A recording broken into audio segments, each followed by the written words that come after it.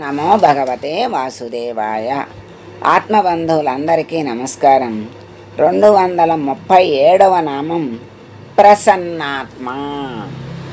పరమాత్మ అంతులేని ప్రసన్నత కలిగినవాడు, అందరినీ అనుగ్రహించేటువంటి వాడు. మరి గుణాల చేత ఆయన ఏమాత్రం కలుషితం కానివాడు గనక నిర్మలమైన మనస్సు కలిగిన వాడు స్వామి. సకల అందరి అభీష్టాలను కూడా చక్కగా తీర్చేటువంటి వాడు కాబట్టి ఆ స్వామిని ప్రసన్నాత్ముడు అన్నారు శంకర్ల వారు. శాంతం సమృద్ధం అమృతం. అమృత స్వరూపమైన శాంతమును పరిపూర్ణంగా పొందినవాడు గనక భగవంతుణ్ణి ప్రసన్నాత్మ అన్నారని వేదంలో చెప్పారు. అమృత స్వరూపమైన శాంతము అంటే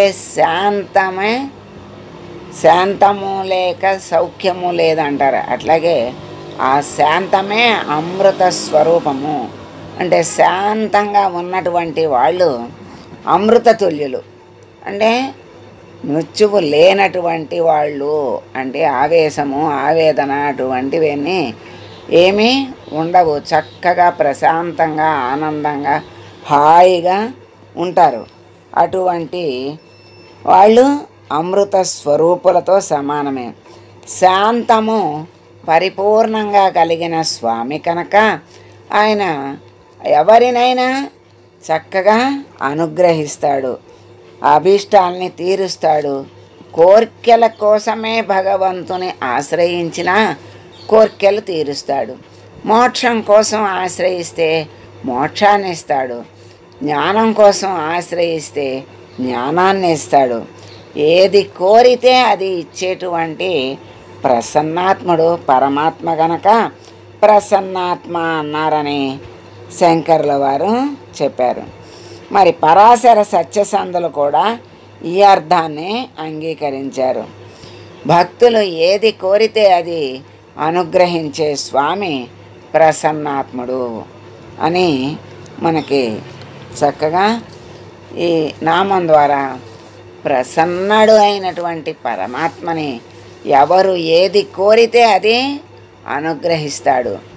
మరి కోరిన వాళ్ళ యొక్క మనస్సును బట్టి, కోరికను బట్టి, వాళ్ళ యొక్క గుణాలని బట్టి వాళ్ళు ఆ ఫలితాలని పొందుతారే తప్ప పరమాత్మ అందరినీ అనుగ్రహించేటువంటి ప్రసన్నాత్ముడు కనుక ఆయన్ని భక్తులు స్వామిని ఓం ప్రసన్నాత్మనే నమః అని ఆరాధిస్తూ ఉంటారు.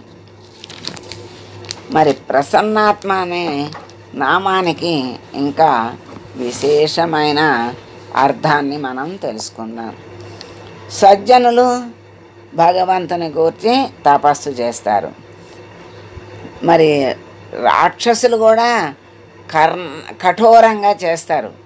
ఎందుకంటే ఇంద్రియాలని ఆ సమయంలో బాగానే నిగ్రహిస్తారు, తపస్సు చేస్తారు, అనుగ్రహాన్ని పొందుతారు, వరాలని పొందుతారు.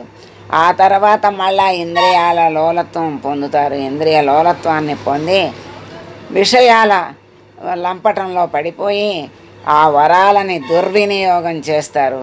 సజ్జనుల్ని, భగవంతుని భక్తుల్ని మరి వాళ్ళు హింసించి భగవంతుని ఆగ్రహానికి కూడా మరి కారణమవుతారు. మరి పరమాత్మ అలా ఆగ్రహించిన వాళ్ళని సంహరించిన వాళ్ళకి ముక్తిని ప్రసాదిస్తాడు అని మనం తెలుసుకున్నాం. కనుక ఆయన ప్రసన్నాత్ముడే. అందుకే వాళ్ళని సంహరించి కూడా ఆయన అనుగ్రహిస్తున్నాడు. సంహరణలో కూడా ఆయన అనుగ్రహమే వాళ్ళకి ఉంది అని మనకి తెలియజేస్తున్నారు. మరి సజ్జనులు భగవంతుని గూర్చి తీవ్రమైన తపస్సు చేస్తారు. అట్లా తపస్సు చేసే వాళ్ళకి ఆయన పరమాత్మ దర్శనం ఇస్తాడు, వరాలను ఇస్తాడు. వరాల కోసమే చేస్తారు, వరాలని ఇస్తాడు. ఈ సజ్జనులు ఏం చేస్తారు, ఆ వరాలని లోక శ్రేయస్సు కోసం, సజ్జనుల యొక్క శ్రేయస్సు కోసం చక్కగా వాటిని అనుసరించి ఆనందింపజేస్తారు. అందరికీ ఆనందాన్ని సుఖాల్ని కలగజేస్తారు. ఆ శ్రేయస్సుకు వాడతారు కనుక ప్రజల క్షేమమే నిరంతరము వాళ్ళు కోరుతూ శ్రమ చేస్తూ వాటిని ఉపయోగిస్తారు కనుక అదే ఆ తపన, అందరి శ్రేయస్సు కావాలి అనేటువంటి తపనే అది ఒక తపస్సులాగా.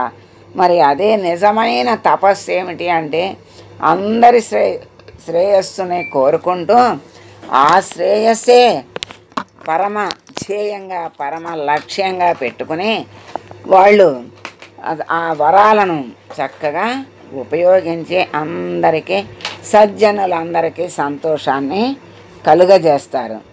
తోటి మానవుల్ని సుఖపెడతారు, చక్కగా ఆనందింపజేస్తారు.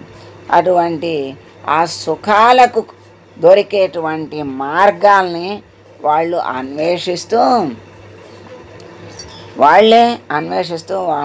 వాళ్ళకి భగవంతుడు అలా అన్వేషించేటువంటి వాళ్ళకి భగవంతుడు ప్రసన్నుడవుతాడు. ప్రసన్నుడై వాళ్ళకి చక్కని వరాలను ఇచ్చి మార్గాలను చూపించి జ్ఞానాన్ని ప్రసాదిస్తాడు.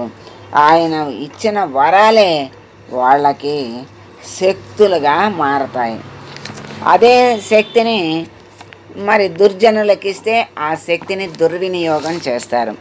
అదే సజ్జనులకిస్తే ఆ శక్తిని సద్వినియోగం చేసి సిద్ధింపజేసుకుంటారు.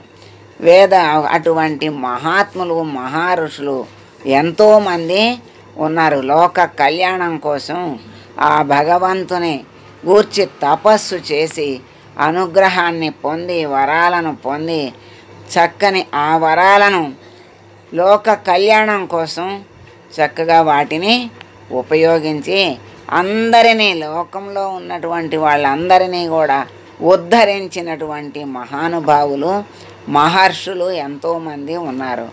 వాళ్ళల్లో వేదవ్యాసుడు, వశిష్ఠుడు, అగస్త్యుడు, మరువు, దేవాపి, మైత్రేయుడు అటువంటి మహర్షులందరూ కూడా చక్కగా వాళ్ళతో పాటు ఇంకా ఎంతోమంది మహర్షులు.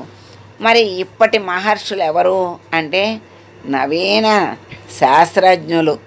అంటే వాళ్ళు కూడా అన్నీ ఏదో కనిపెట్టాలి, మరి లోక జనులకి ఉపయోగపడాలి అనేటువంటి తపనతో వాళ్ళు వెతుకుతూ ఉంటారు. దాన్నే రీసెర్చ్ అంటారు.